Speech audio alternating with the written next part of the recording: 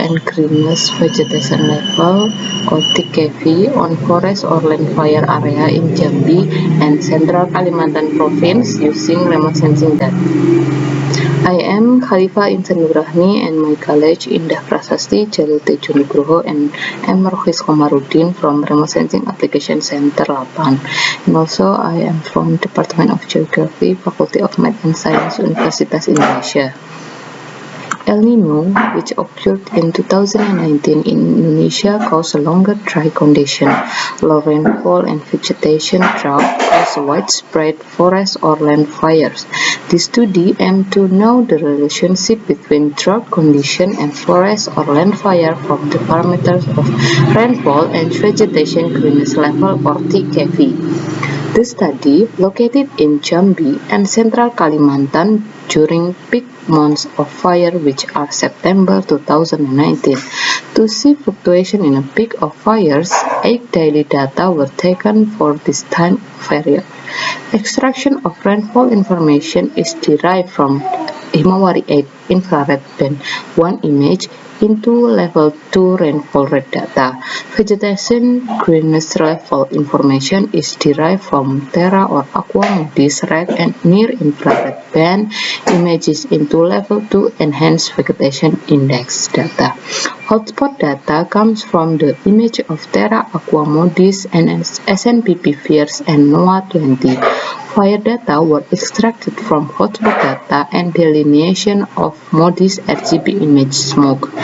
Rainfall fluctuation affect the number of forest or land fire hotspots. We can see in the Central Kalimantan, rainfall in Central Kalimantan is dominated by very low class or 0 to 50 mm in 3 periods from 1, 2, and 3 period and increase in the 4th period. This low class of rainfall following by the increase of a hotspot number. And in Jambi province, highest number of hotspots happened during lowest rainfall in September 6 until 13, 2019, with domination of hotspots.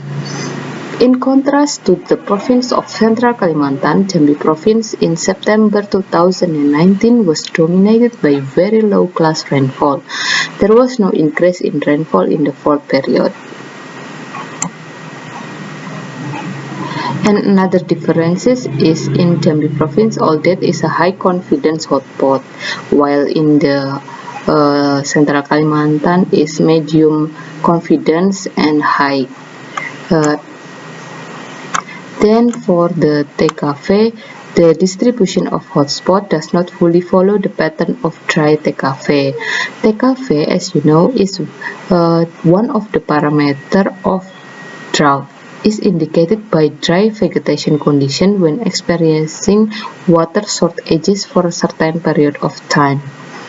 This is the TKV maps of Central Kalimantan show the distribution of TKV dry classes that widened in the 3rd period. This is the widen of TKV. You can see the red zone is the highest, the driest of the TKV condition. This happened because there was a decreased rainfall in the previous 2 periods. The decrease of the 2 periods of rainfall made the lowest condition of the TKV here in the 3rd period.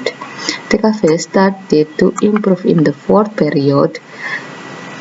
The driest condition for TKV do not affect the hotspot, the number of hotspots, but are the result of fires in several districts.